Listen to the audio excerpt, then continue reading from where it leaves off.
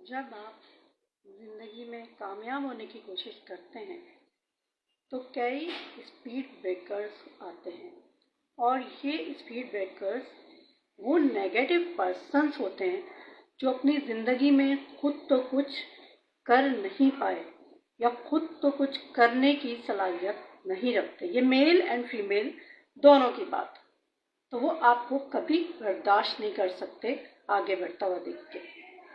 तो जब भी आप ज़िंदगी में कुछ करें और कामयाबी हासिल होने लगे तो इन स्पीड ब्रेकर्स की वजह से आप अपना रास्ता खोटा ना करें। कभी अपने एम्स नहीं छोड़ें, कभी अपनी ख्वाहिशात को तर्क ना करें और इन नेगेटिव हरकतों और चीप फैसलों और गुंडागर्दी से मुतासिर ना हो। अपने रास्ते पर आंखें जमाए रखें और कदम बढ़ाए रखें।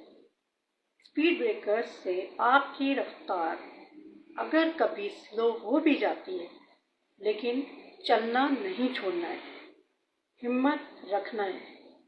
यही एक मुसलमान का और एक कामयाब इंसान का नज़्मुल ऐन होना चाहिए। औरत को तो सिर्फ ये डरा के उसका रास्ता रोकने की कोशिश की जाती है कि उसको सीधे सीधे इल्ज़ाम लगा दो। अगर औरत टैलेंटेड है तो उसके ऊपर कोई ना कोई इल्ज़ाम लगा के उसका रास्ता रोकने की कोशिश की जाती है। नाकाम लोगों का, जिनमें ये मर्द होते हैं, दोनों शामिल हैं, यही वतीरा होता है कि औरत को थोड़ा सा भी इल्ज़ाम बिला वजह का लगाओ, इज्जत के खौफ से वो चुप होकर बैठ जाएगी कि कहीं ऐसा ना हो कि मेरे ऊपर जो है कोई इल्ज़ाम लग जाए, कोई इनकी बात से लोग कुछ गलत सोचने पर मजबूर हो जाए। लेकिन आपको मुतासिर इसलिए नहीं होना है क्योंकि आप सच्चे हैं, आप अपने मकसद में पक्के हैं, आप नेक काम कर रहे हैं। अब जैसे मैं हूँ, मेरा पेशा जो है, प्रोफेशन टीचिंग है, मैं पढ़ाती हूँ, मेरा रास्ता रोकने की कोशिश की जाती है। टीचिंग कितना अच्छा एंड नोबल प्रोफेशन है, उससे तक मुझे रोकने की कोशिश की जाती है और मुझे गिराने की कोशिश की जाती है। अल्हम्दुलिल्लाह मैं प्रोफेशनल लेवल तक पढ़ा सकती हूँ, MBBS, CA सब मैं पढ़ा सकती हूँ। अल्हम्दुलिल्लाह रब्बिल आलमीन, मेरे अंदर इतना टैलेंट है और यही बात है कि ये नाकाम लोगों को बर्दाश्त नहीं हो रही। तो अगर आप में सलाहियत नहीं है तो क्या आप पूरी दुनिया का गला घोट देंगे? आपके ऊपर तो लानत। आप अपने अंदर सलाहियत क्यों पैदा नहीं करती हैं? आप अपने अंदर ऐसी बात पैदा क्यों नहीं करती कि आप मेरे बराबर हो सके? सिर्फ जलने से और किसी को बदनाम करने से तो आपको कामयाबी हासिल नहीं होगी।